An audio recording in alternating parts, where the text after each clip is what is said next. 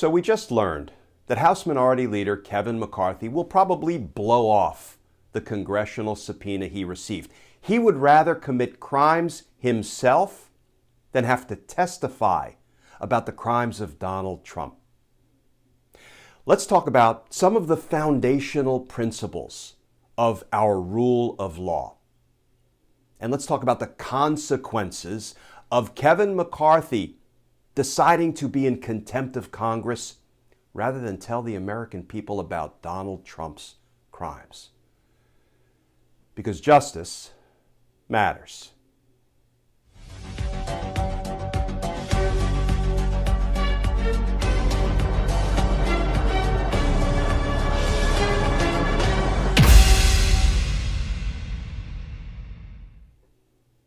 Hey all, Glenn Kirshner here. So I wasn't planning on talking about Kevin McCarthy today. I was going to do a video on the progress being made by Fulton County, Georgia District Attorney Fani Willis in her investigation of Donald Trump's many election crimes, but that video is going to have to wait until tomorrow because we just learned that Kevin McCarthy intends to defy, to violate a lawfully issued congressional subpoena in his determination to hide the crimes of Donald Trump from Congress and by extension from the American people. I just finished an early morning justice hit, an appearance with Katie Fang on MSNBC, and somewhat unexpectedly that was the topic. And so please bear with me. I'm going to do a short stream of consciousness video about what we just learned. That Kevin McCarthy would rather commit a crime, multiple crimes, we're going to talk about that, would rather commit the crime of contempt of Congress as opposed to testifying truthfully about what he knows about Donald Trump's crimes. You know, when you cover up the crimes of others, when you conceal evidence and information that you have, particularly about crimes so enormous, so consequential, and so damaging to our democracy, like a president and his co-conspirators trying to corruptly overturn the results of a presidential election, in a very real sense, trying to bring an end to our democracy, when you cover them up, those are not minor offenses. Those are not what some people label process crimes. Not a big deal. They are a big deal. They're a big deal because there are certain foundational principles that apply. And only if people obey the law, obey lawfully issued subpoenas, can we, prosecutors, congressional committees, district attorneys, can we fully investigate crime, hold people accountable, and protect the public.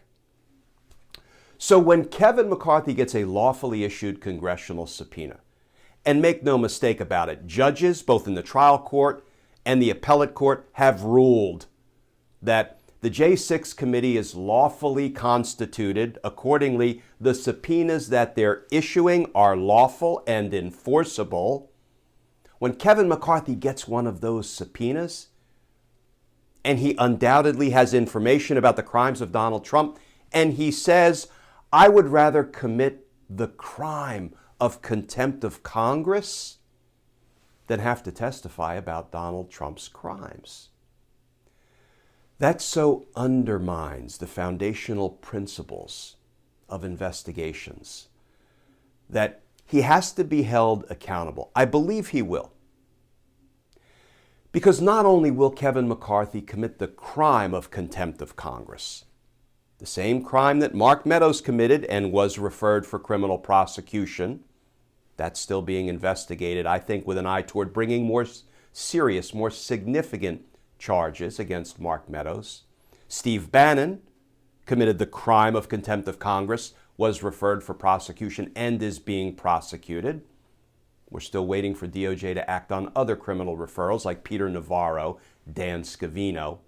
But now Kevin McCarthy is intending to join the cover-up caucus, that ugly group of men who have decided that they'd rather commit crimes than testify about Donald Trump.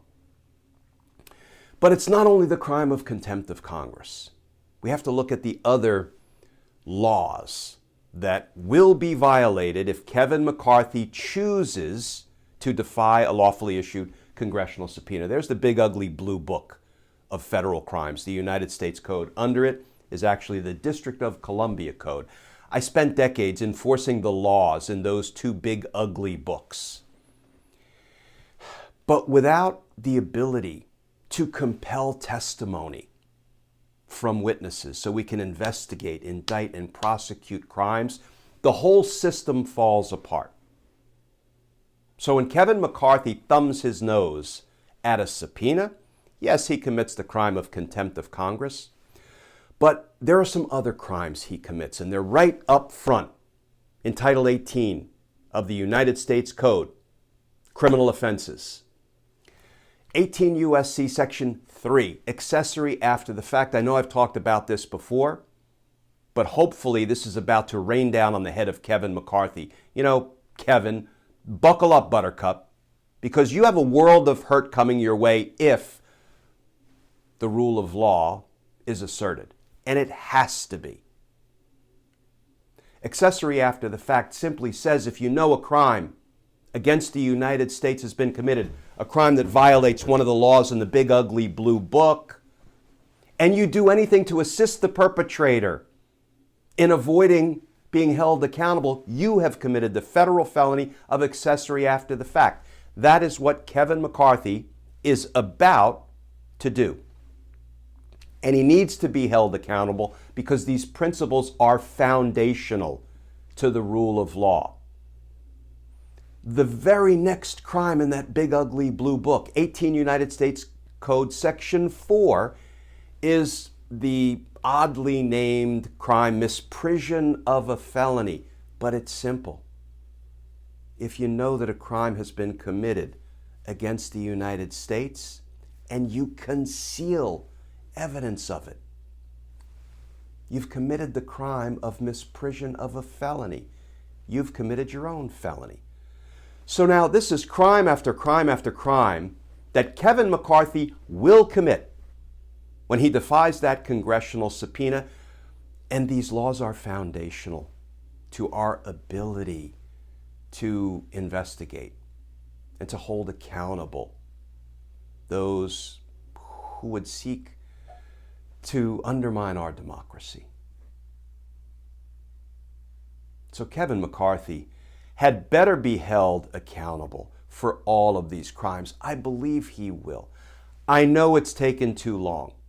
I know I am frustrated every day at the pace being set by prosecutors, and not only the Department of Justice, but, things seem to have fallen apart in the New York District Attorney's Office. Fani Willis, I'm going to talk about her tomorrow. She seems to be doing a really bang-up job, thorough job, methodical job, determined job.